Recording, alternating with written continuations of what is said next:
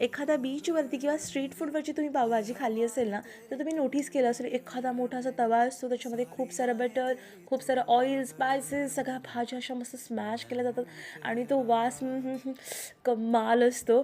पण हे मला कालपर्यंत वाटत होतं, कारण माझ्या मम्मीने जी पावभाजी बनवली यावेळेला कमाल होती, अप्रतिम होती, डिट्टो त्यांच्यासारखी होती.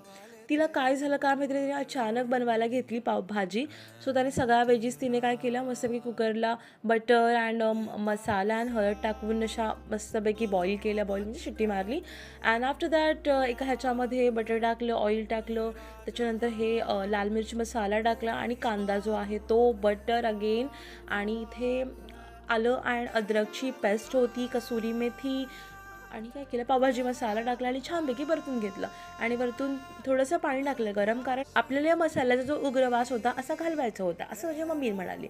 तो तिने मस्तपैकी त्याला 4-5 मिनटं परतून घेतलं. आणि ना ह्याच्यामध्ये आता ज्या भाज्या ज्या आहेत ना, तिने अशा थोड्याशा ठेवल्या, म्हणजे का दाताखाली आपलं लागलं पाहिजे ना, मस्त गाजर, त्याच्यानंतर मटार पण लागलं पाहिजे.